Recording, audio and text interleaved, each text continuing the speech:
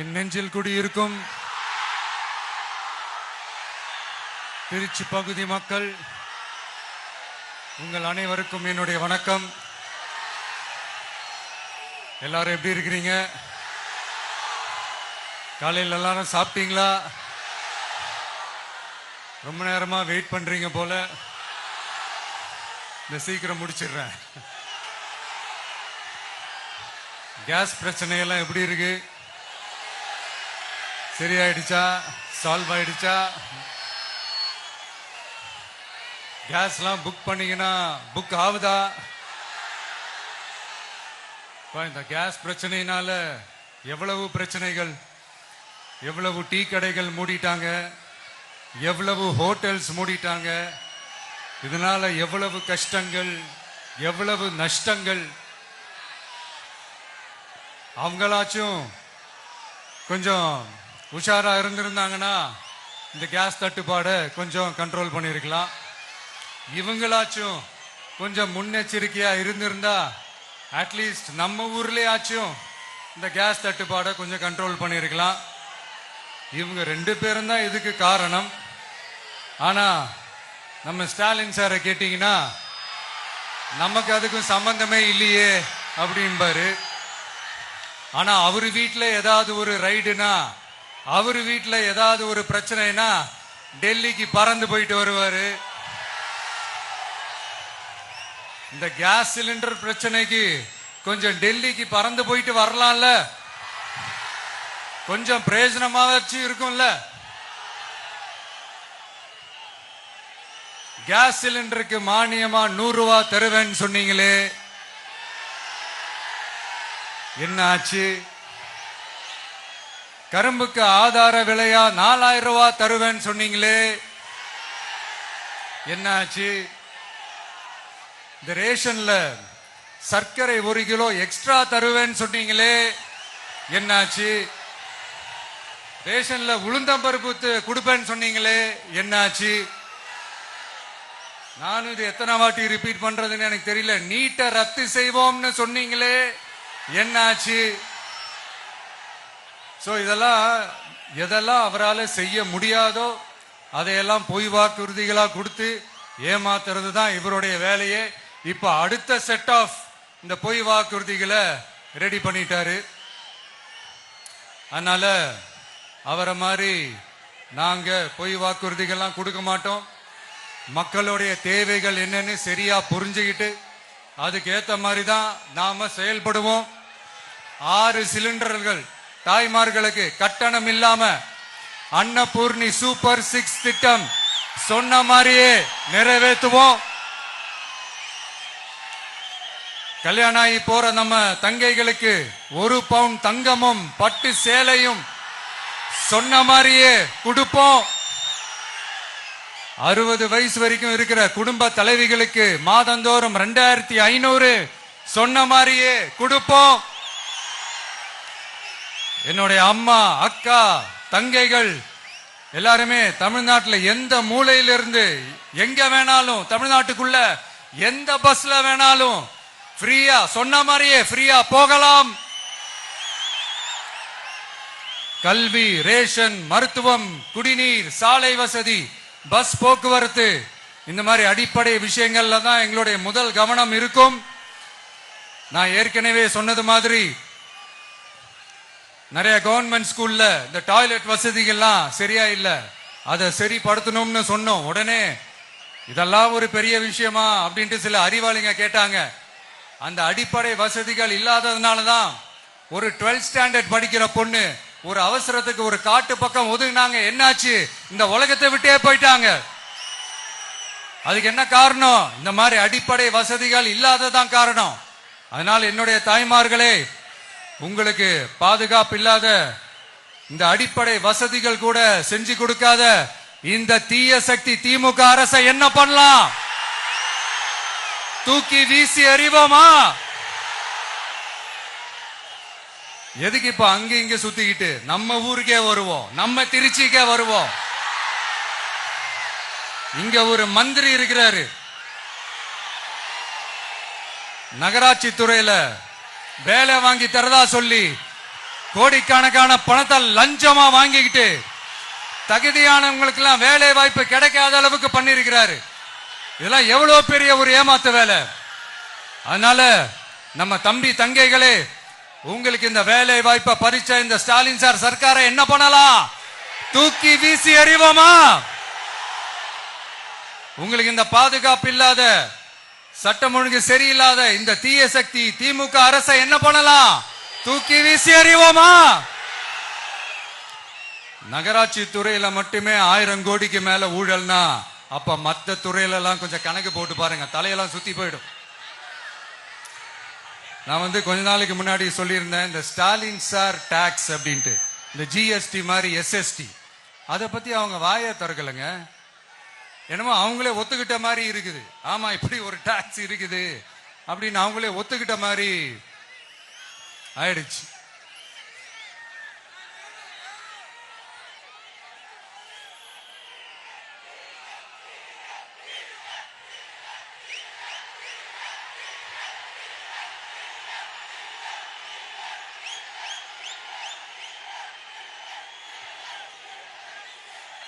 இந்த கல்லூரி பேராசிரியர்கள், கல்லூரி உதவி பேராசிரியர்களுக்கு அந்த போஸ்டிங்க்கு 2000 பேருக்கு மேல அந்த வேலை கொடுப்போம்னு சொன்னாங்க. கடைசியில் எத்தனை பேருக்கு கொடுத்தாங்க தெரியுமா?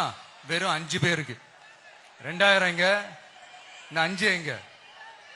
அதனால இதெல்லாம் வெறும் அறிவிப்புகள் மட்டும்தான். இந்த மாதிரி லட்சக்கணக்கான காலி பணியிடங்களை நிரப்புவோம்னு சொன்னாங்க. அதுவும் என்ன ஆச்சுன்னு தெரியல. இதெல்லாம் வெறும் அறிவிப்புகள் மட்டும்தான். இதனால ஒரு யூஸுமே கிடையாது. யூஸ்லெஸ் கவர்மெண்ட் இது. அது மாதிரி 100% ஒரு நியாயமான ஒரு ஆட்சியை நாம கொடுப்போம்ங்க. 100% நீங்க இந்த விஜய நம்பலாமுங்க. நீங்க நம்புறீங்கன்னு எனக்கு தெரியும்.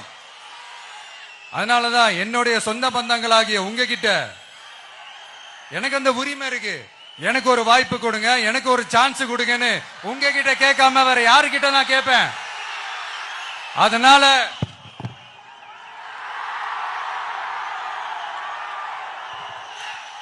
எனக்கு ஒரே ஒரு வாய்ப்பு கொடுங்க.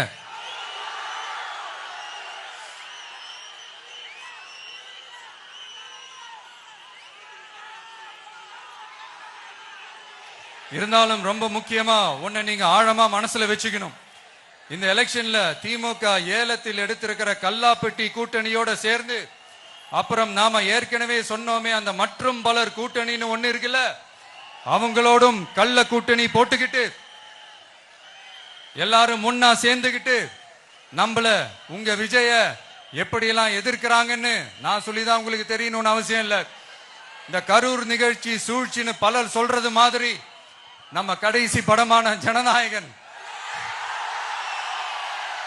அதான் நம்ம மனசுக்கு நெருக்கமான உங்க எல்லாரோடும் நமக்கு இருக்கிற பூர்வ ஜென்ம பந்தத்தை இன்னமும் எங்க இறுக்கமா மாத்திடுமோன்னு, எங்க அது இந்த தேர்தல்ல நமக்கு மிகப்பெரிய ஆயுதமா மாறிடுமோன்னு ஒரு கூட்டு சூழ்ச்சி, அதோட இன்னும் பல பல சூழ்ச்சிகள்.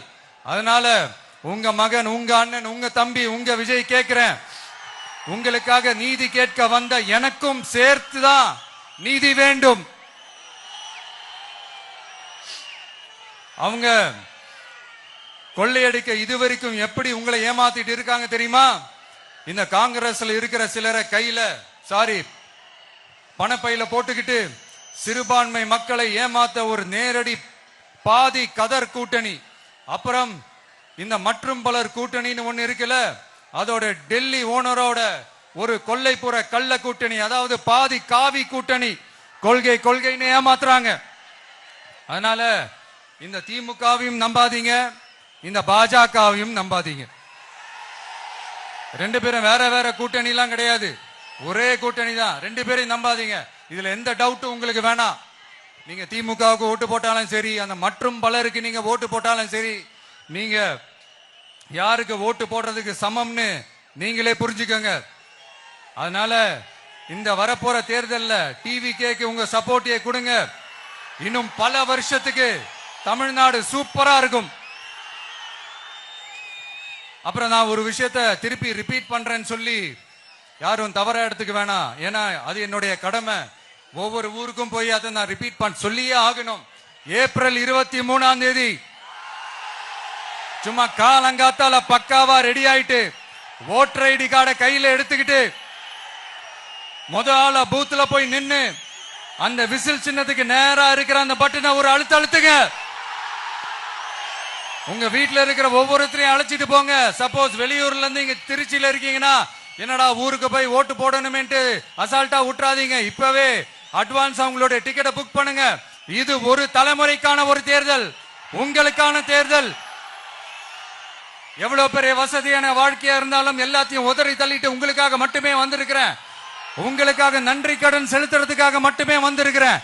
அத்தனை வழிகளையும் தாங்கிக்கிட்டு உங்களுக்காக மட்டுமே வந்திருக்கிறேன். ஒரு நாளும் பொய் சொல்லி உங்களை நான் ஏமாத்த மாட்டேன்.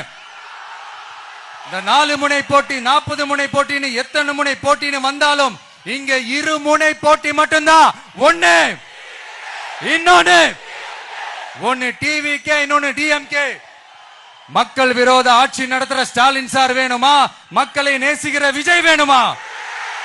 அவ்வளவுதான் இந்த தேர்தலே. அதனால உங்க விஜய்க்கு, உங்க அண்ணனுக்கு, உங்க தம்பிக்கு, உங்க பிள்ளைக்கு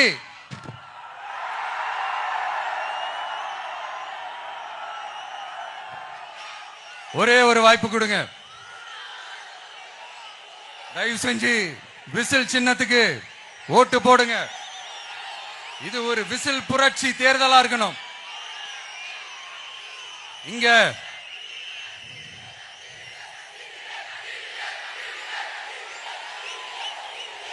தேங்க்யூ. இங்க திருச்சி இந்த எல்லா தொகுதியிலும் நம்மளுடைய நண்பர்களை, நம்மளுடைய தோழர்களை வேட்பாளர்களா அன்னைக்கு அறிவிச்சேன், நான் நிப்பாட்டி இருக்கேன். அவங்க வேற, நான் வேறன்னு தயவு செஞ்சு பிரிச்சு பாத்துறாதீங்க.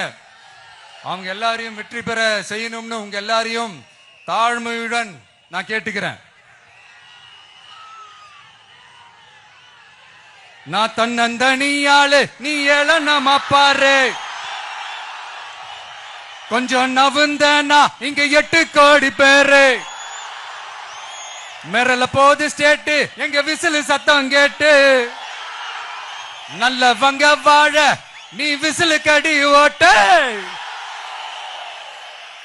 கடைசி நம்பிக்கை மக்களை தேடி வருது. அதை இறுக்கி புடிச்சு ஒரு வரலாறு எழுது. உங்க விஜய் நான் வர. விசில் அடிக்க ரெடியா?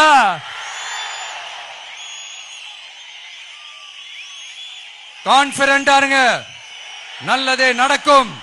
வெற்றி நிச்சயம். மீண்டும் சந்திக்கும் வரை நன்றி, வணக்கம்.